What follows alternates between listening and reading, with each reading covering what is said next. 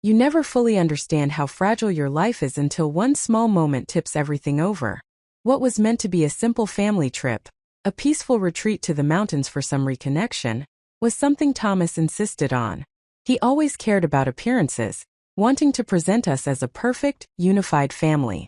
It didn't matter that our marriage had turned into more of a business-like arrangement than a romantic connection, or that Ethan, his son from his first marriage, had always been distant, never fully accepting me as his stepmother. I agreed to the trip more out of habit than anything else. It was what I did. Agree, comply, keep the peace. But peace wasn't what I found that weekend. Make sure to subscribe to my channel, so I can continue bringing you more fascinating true stories like this one. And don't forget to watch this video till the end and like the video because this story is going to be incredibly interesting. Please hit the like button to show your support. It started with a simple mistake, a mix-up with the lodge reservations. Thomas had booked the wrong dates for our rooms, leaving us one short. He dismissed it casually, suggesting that Ethan and I share a room. It's just for one night, he had said, waving it off. That night, as I lay next to Ethan in the dim light of our shared room, I realized how fragile the family dynamic we had built really was. Looking back, I wonder if it was inevitable, if everything was bound to fall apart eventually, or if it was that one night at the lodge that triggered everything. Whatever it was, the consequences rippled much further than I could have imagined.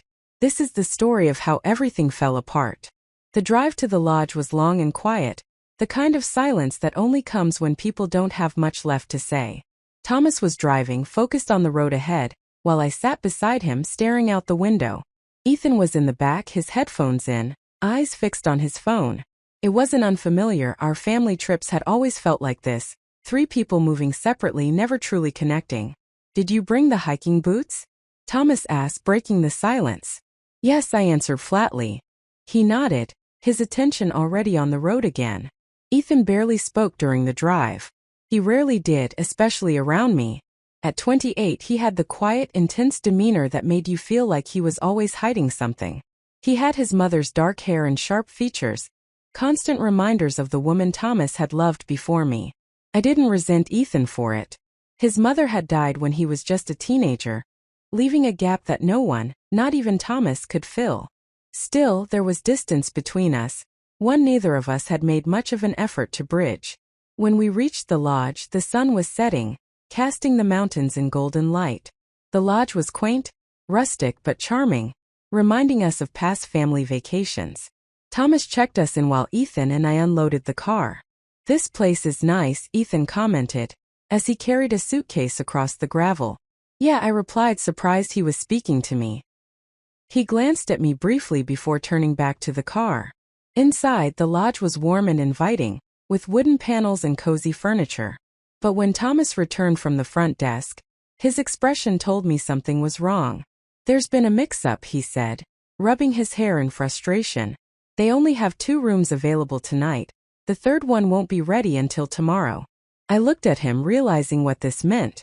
So what now? We'll figure it out, he said briskly. I'll take one room and you and Ethan can share the other. I felt a knot form in my stomach but didn't argue. Thomas had already moved on from the issue, dismissing it as an inconvenience. The room Ethan and I shared was small but cozy, with a queen-size bed and a warm lamp casting a gentle glow over the quilt. The scent of pine drifted in through the open window. This is cozy, Ethan said, his tone neutral as he set down his bag. I forced a smile. It's just for one night. The awkwardness was immediate. I tried to distract myself by unpacking, putting my things away in the small bathroom while Ethan fiddled with his phone. As the night came, the tension in the room was thick. You take the bed, Ethan said, standing by the window. I can sleep on the floor. Don't be ridiculous, I replied, shaking my head. The bed's big enough for both of us. He hesitated before nodding. I lay on one side of the bed, staring at the ceiling. Ethan lay beside me, breathing softly. I tried to convince myself it was fine, that nothing would happen, but deep down I knew better. That night, everything started to feel different. The room settled into a quiet calm and the sound of crickets echoed outside. The soft light from the lamp cast shadows on the walls, creating a dreamlike atmosphere. Ethan was on one side of the bed, scrolling through his phone while I pretended to read a book. But my mind wasn't in it. Dinner had been quiet, like most of our meals together. Thomas talked about work, recounting stories while Ethan and I nodded along. Neither of us was really present. I couldn't pinpoint when the tension started, but maybe it had always been there. An underlying current that I had ignored for years. Now it was impossible to overlook. "You're not really reading that, are you?" Ethan asked, suddenly breaking the silence. "What makes you say that?" I asked, trying to sound casual. He smirked, setting his phone down. "You've been on the same page for the last 20 minutes. I laughed softly, embarrassed. "You got me." Ethan shifted, and something about his body language felt more relaxed than I was used to. "What's on your mind?" I wasn't expecting the question. "Nothing," I said quickly, too quickly. He raised an eyebrow, clearly unconvinced. "Come on, Margaret, I know you better than that." The way he said my name made my heart skip a beat. It wasn't the usual stepmom or silence. It felt different. I sighed, leaning back against the headboard.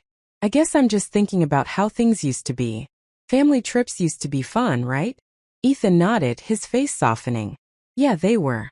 Back when it was just me and Dad, before I realized how fake everything was." His words hit hard, but not because he was wrong. "I've tried," I said quietly, "to make this work. To be someone you and your dad could count on." "I know," he said gently. "And I appreciate it, even if I don't always say it." For the first time, it felt like the walls between us were coming down. We talked for hours, sharing frustrations about Thomas, recalling trips Ethan had taken with his mother. "She was the glue," Ethan said, his voice filled with nostalgia. "Dad always worked, but Mom made everything feel complete." I nodded, my heart heavy. "It's hard to live up to someone like that." "You don't have to," he said simply. We fell into a comfortable silence. I turned off the lamp, leaving the moonlight to spill into the room. My leg brushed against his. "Sorry," I murmured, quickly pulling away. "It's fine," he said, his voice low and calm. But the moment felt different. Every small movement he made seemed amplified, reminding me how close we were. "Are you okay?" Ethan asked softly, breaking the silence. I hesitated, my throat dry. "I'm fine," I lied. "I don't think you are," he said, his voice softer now. Before I could answer, he shifted closer, his body warmth pressing against mine. I froze. "Ethan," I whispered. "Do you ever feel like you're pretending?" He asked suddenly, his tone raw. "Living a life that's not really yours? Doing everything you're supposed to, but never feeling real?" His words struck a chord deep inside me. "Every day," I admitted. The words hung between us, raw and honest. And then it happened. It wasn't dramatic or planned. One moment we were talking in hushed voices. The next, his hand brushed mine, and neither of us pulled away. "Is this okay?" he whispered. I should have said no. I should have gotten up, left the room. But instead I turned toward him, my heart racing. "Yes," I whispered. When it was over, we lay in silence. My mind was a whirlwind of confusion and guilt, but I couldn't bring myself to speak. "I'm sorry," Ethan said, his voice breaking the stillness. "Don't apologize," I replied quickly, my voice trembling. "It's fine." "I don't know what this means," he admitted. "Neither do I," I whispered. But deep down I knew what it meant. The next morning, I woke before Ethan, slipping out of bed as quietly as I could. The soft light of dawn filtered through the curtains, casting a warm golden hue across the room. I dressed quickly, avoiding the mirror, and by the time Ethan stirred, I was sitting by the window, pretending to be absorbed in the view of the mountains. "Morning," he mumbled, his voice thick with sleep. "Morning," I replied, keeping my tone neutral. For a moment, he hesitated as if he wanted to say more, but he simply nodded and went into the bathroom without another word. When we met Thomas in the dining room for breakfast, the tension between Ethan and me was palpable. Thomas, blissfully unaware, sipped his coffee and read the newspaper, occasionally commenting on the weather or our plans for the day. But I could feel Ethan's gaze on me, heavy and searching, and it took all my willpower not to meet his eyes. I told myself that the tension would ease, that the memory of the night before would fade, and we'd return to normal. But as the day wore on, I began to understand that some things once done could never be undone. The drive back from the lodge was quiet. It wasn't the peaceful silence I had hoped for, but one filled with an uncomfortable weight, as though every unspoken word and thought was pressing in on us. Thomas was still oblivious to everything, humming and tapping his fingers on the steering wheel as he navigated the winding mountain roads. Ethan sat in the back seat, looking out the window while I stared ahead, my hands tightly folded in my lap. I tried to focus on the scenery outside, the rolling hills, the forests, the golden light filtering through the trees. But my thoughts kept circling back to the previous night. Every detail was burned into my memory. Ethan's breathing, the way his hand had brushed mine. It felt unreal, like a dream, and yet the consequences of it all were clear and unavoidably present. I risked a glance at Ethan in the rearview mirror. He looked calm, almost indifferent, but I noticed the tension in his jaw and how his fingers gripped the armrest a little too tightly. We were both avoiding each other's gaze, and I didn't know if that was a relief or a punishment. When we finally pulled into the driveway, Thomas stretched, already making plans for the rest of the day. "I've got a meeting in a couple of hours," he announced, "but we should do something tonight, maybe dinner at that new Italian place." "Sure," I replied automatically, though the thought of a family dinner made my stomach churn. Ethan didn't say anything. He grabbed his bag from the trunk and walked into the house without a word. The rest of the afternoon was spent doing chores. I folded laundry, cleaned the kitchen, and reorganized the bookshelf in the living room. Anything to keep myself busy and distracted. But no matter how hard I tried, my thoughts kept drifting back to Ethan. I replayed our conversation from the night before, the way he had talked about feeling lost, about pretending to be someone he wasn't. I remembered the quiet understanding in his eyes, the kind I hadn't felt from anyone in years, certainly not from Thomas. The sound of footsteps on the stairs interrupted my thoughts.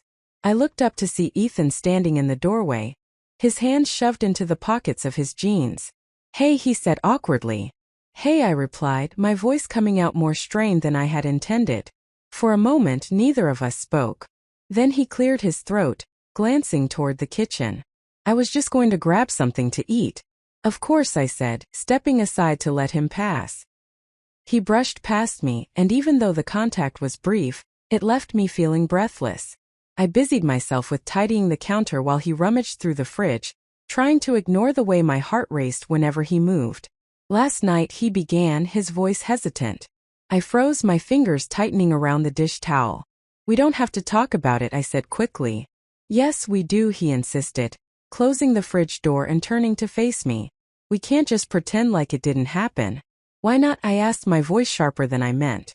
"That's exactly what we need to do, pretend it didn't happen and move on." He stared at me for a long moment, his expression unreadable. "Is that what you really want?" "What I want doesn't matter," I replied, my voice trembling. Whatever this is, it can't happen again." "Why not?" he demanded. "Because it's wrong? Because it's inconvenient? Or because you're scared?" "Stop it," I snapped, turning away from him. He took a step closer, his voice softer now. "You don't have to keep pretending, Margaret. Not with me." "Please, Ethan," I whispered, my chest tight. For a moment I thought he might argue or push me further, but instead he sighed and stepped back, running a hand through his hair. "I'm sorry," he said quietly. "I didn't mean to make this harder for you." "It's already hard," I admitted, my voice barely above a whisper. He nodded, his gaze lingering on me for a moment before he turned and left the room. That evening, Thomas was in his usual cheerful mood, chatting about work and plans for the future. Ethan and I both played along, nodding and smiling at the right moments, but the tension was unbearable. At one point, Thomas turned to Ethan, his expression curious. "You've been quiet today. Everything okay?" "Yeah," Ethan replied quickly, forcing a smile. "Just tired from the trip." Thomas nodded, seemingly satisfied with the answer, and continued with his meal. But I could feel Ethan's gaze on me, heavy and searching. It took all my willpower not to meet his eyes. Later that night, after Thomas had gone to bed, I found myself pacing the living room, my mind racing. I couldn't keep pretending everything was fine when it clearly wasn't. I was so absorbed in my thoughts that I didn't hear Ethan come down the stairs until he spoke. "Can't sleep?" he asked, his voice low. I turned to see him standing in the doorway, his expression cautious. "No," I admitted, barely above a whisper. He stepped into the room, his hands shoved into his pockets. "Me neither." We stood there in silence for a long moment, the unspoken tension growing heavier with each passing second. "I don't know what to do," I said finally, my voice trembling. "Neither do I," he admitted, his gaze dropping to the floor. "But I know I don't want to lose you." His words hit me like a blow and I felt my chest tighten. "Then we can't." I know, he said quickly, his voice pained, but that doesn't mean I can just forget about it. About you. I shook my head, tears stinging my eyes. This isn't fair to any of us. I know, he repeated, his voice breaking. I needed to hear you say it. For a moment, neither of us spoke. Then he stood up, running a hand through his hair. I'm going to go for a walk, he said, his voice barely audible. Be careful, I whispered, though the words felt hollow. He nodded, and then he was gone, leaving me with my thoughts. That night I lay awake staring at the ceiling as Thomas slept soundly beside me. I felt trapped, as if the cage of my own making had closed around me and I couldn't escape. The next morning Ethan was gone. I found the note on the kitchen counter, written in his messy handwriting. I need some time to clear my head. Don't worry about me, I'll be fine. I just need to figure things out on my own. The words hit me like a punch to the gut. I clutched the note, my hands trembling as panic rose in my chest. What's that? Thomas asked, walking into the kitchen with his phone in hand. Ethan left, I said, my voice shaking. Thomas frowned, taking the note from me. What the hell does that mean? Where did he go? I don't know, I admitted, tears filling my eyes. Thomas sighed and ran a hand through his hair. That boy never thinks things through. He's probably sulking somewhere. He'll be back when he gets hungry. His dismissive tone made my blood boil. This isn't sulking, Thomas. He's clearly upset. Well, what do you expect me to do about it? He shot back. He's an adult. If he wants to act like a child, that's his problem. I stared at him, stunned by his indifference. You really don't care, do you? Of course I care, he said, though his tone didn't match his words. But I'm not going to chase after him. He needs to grow up and deal with his own problems. I turned away from him, trying to steady my breath. The weight of everything bearing down on me. The days that followed were agonizing. I spent every moment wondering where Ethan was, if he was safe, if he would come back. I tried calling him, but his phone went straight to voicemail. I even thought about driving around to find him, but I didn't know where to start. Thomas didn't seem to care. He went about his business like nothing had changed, leaving me to carry the weight of my worry alone. One evening, as I sat in the living room staring at my phone, my friend Sophia called. I haven't heard from you in a while, she said, her voice filled with concern. Is everything okay? I hesitated for a moment, unsure how to respond. It's complicated, I said finally. Complicated? How? She pressed. I ran a hand through my hair, exhaling a sigh.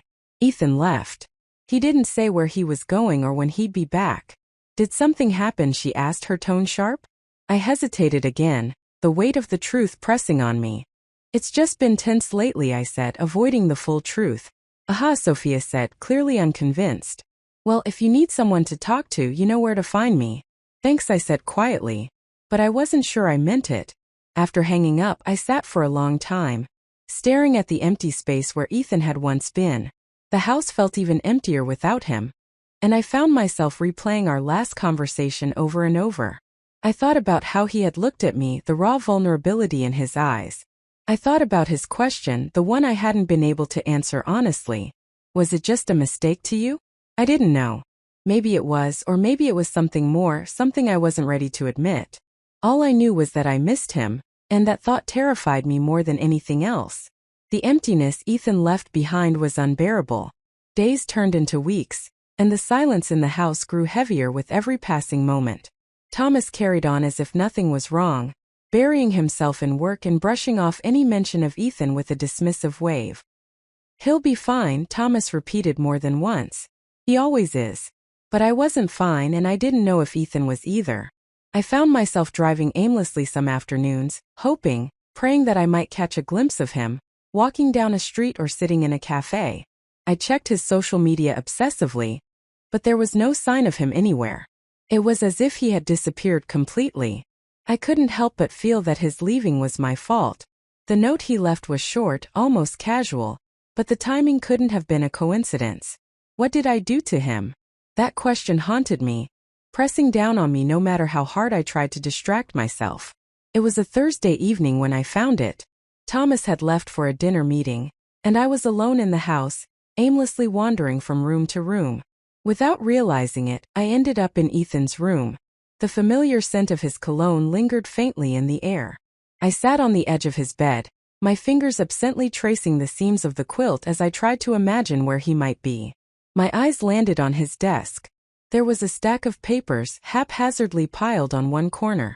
I didn't mean to snoop, that's what I told myself, but curiosity got the better of me, and I picked up the stack, rifling through it absent-mindedly. That's when I found the letter. It wasn't addressed to me, but I knew immediately it was about me. Dear Margaret, I don't know how to say this out loud, so I'm writing it instead. I hope you never read this, but if you do, I hope it helps you understand. I can't stop thinking about you, about us, about that night. I know it was wrong, and I know it probably meant nothing to you, but to me it meant everything. You make me feel seen, like I'm not just some failure or disappointment. You make me feel like I matter, and I don't know what to do with that. I've tried to let it go, but I can't, and I think that's why I have to leave. I'm sorry if I've made things harder for you.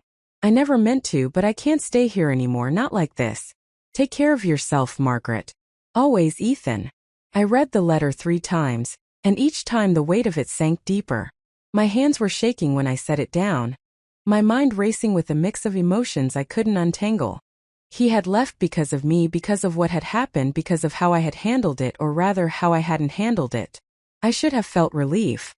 He was gone, and with him the temptation and risk, but all I felt was a deep, aching emptiness, one that threatened to swallow me whole. Thomas came home late that night, his tie loosened and the smell of whiskey clinging to his clothes. He dropped his briefcase by the door and headed straight to the kitchen, pouring himself another drink without a word. I followed him, clutching the letter in my hand. Thomas, I began, my voice trembling. He turned, looking at me with tired eyes. What is it, Margaret? I need to talk to you, I said, tightening my grip on the letter.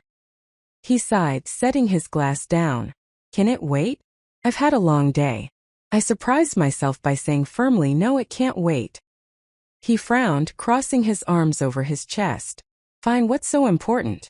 I hesitated, the words stuck in my throat. I couldn't bring myself to tell him everything, not yet. Instead, I handed him the letter. What's this? He asked, taking it from me. Just read it, I whispered. He unfolded the letter, his eyes scanning the words.